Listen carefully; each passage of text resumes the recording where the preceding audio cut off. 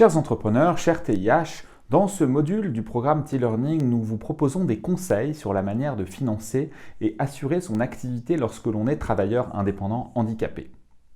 Pour cette double thématique, assurance et financement, nous allons vous rediriger vers la plateforme T-Learning ou nos chaînes YouTube pour une vidéo introductive sur l'assurance de la part d'un partenaire spécialisé. Dans cette vidéo aussi, nous allons donc nous concentrer sur les enjeux de financement. Nous allons structurer donc ce module en 3 parties. La première partie sera sur vos besoins de financement, la deuxième sur votre situation et vos ressources, et la troisième partie sur les différentes possibilités de financement. Première partie donc, vos besoins de financement. Selon votre activité, vous pourriez avoir ou non besoin de financement. Un consultant indépendant qui aurait pour principal outil de travail son ordinateur aura pour principal besoin de financement l'achat d'un ordinateur.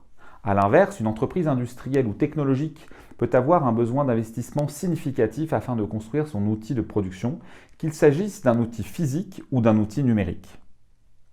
Si vous pensez avoir besoin de financement, nous vous recommandons de faire un plan de trésorerie mensualisé avant de consulter un quelconque financeur. Ce plan de trésorerie doit représenter vos prévisions d'encaissement et de décaissement de fonds afin de déterminer le montant de vos besoins, les moments de ces besoins de financement ainsi que vos capacités futures de remboursement. Deuxième partie, votre situation et vos ressources. Votre situation et vos ressources peuvent vous amener à modifier votre plan de financement et ce pour plusieurs raisons.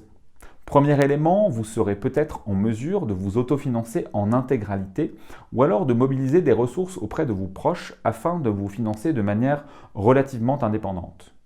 Deuxième élément, si vous êtes dans une situation qui complexifierait un emprunt ou le recours à un financement. Par exemple, une situation instable en termes de santé, de famille ou de patrimoine. La situation de santé liée à votre handicap peut avoir une incidence sur votre capacité à assurer un emprunt et donc sur votre capacité à obtenir cet emprunt en premier lieu. Troisième élément, selon la forme juridique que vous choisissez et selon le type de financement choisi, des garanties peuvent vous être demandées, à la fois sur votre possession mais aussi sur celle de votre famille proche.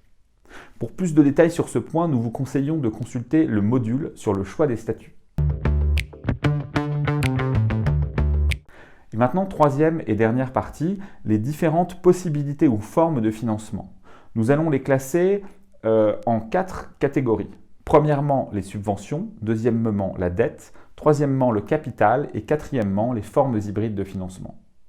Premier élément donc, les subventions. Elles sont en général le mode de financement le plus avantageux car il vous permet de disposer de ressources sans contrepartie ou presque.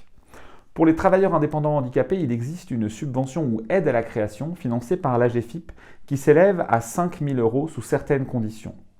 L'une de ces conditions est de financer personnellement à hauteur de 1 500 €, un projet total qui doit s'élever à 7 500 € au moins. Et donc, les 1 000 € restants peuvent provenir de vous, d'un associé, d'un proche ou d'une banque par exemple. Cette aide doit être demandée avant le dépôt des statuts de votre structure. À cet égard, des dérogations se font à titre exceptionnel et sur dossier. D'autres organisations publiques ou privées sont susceptibles d'octroyer des subventions à des TIH et notamment des organisations spécialisées dans le champ du handicap. Par ailleurs, il existe des aides pour des dispositifs de compensation du handicap. Et sur ce sujet, nous vous conseillons de consulter l'AGEFIP ou Cap Emploi. Deuxième mode de financement, la dette, aussi appelée emprunt, qui est un moyen de financement apprécié car il permet de se financer sans perdre ou sans diluer son pouvoir sur sa propre société. Bien entendu, un emprunt ou une dette doivent être remboursés selon un calendrier précis et avec un taux d'intérêt défini. Dans certaines conditions, ce taux d'intérêt peut être très faible, voire nul. Troisième élément, le financement par action ou part sociale. Il consiste à vendre une partie de votre entreprise à quelqu'un d'autre, qu'il s'agisse d'une personne ou d'une organisation. L'avantage de ce mode de financement est qu'il n'entraîne pas de besoin de remboursement. L'inconvénient est qu'en vendant des parts de votre société, il est possible que vous perdiez tout ou partie du contrôle et de la capacité à décider pour la société. Et enfin, quatrième mode de financement, les nouveaux modes de financement ou financement hybride, qui sont en plein développement depuis plusieurs années et qui prennent des formes assez variées telles que le financement participatif ou crowdfunding, qui désigne le financement par appel au public avec ou sans contrepartie. Parmi les autres types de financement hybride, il y a également le financement par royalties, ce que l'on pourrait appeler le financement par commission sur vente. Enfin, il existe des financements hybrides opérés par des acteurs publics ou privés qui peuvent proposer des services gratuits ou sous conditions.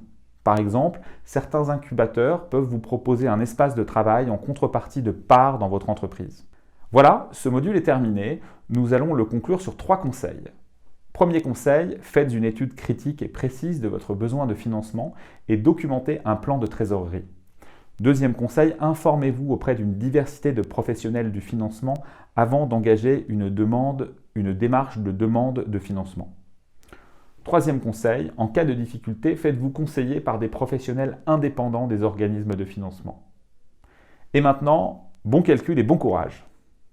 Rendez-vous sur www.tlearning.fr www.tih-learning.fr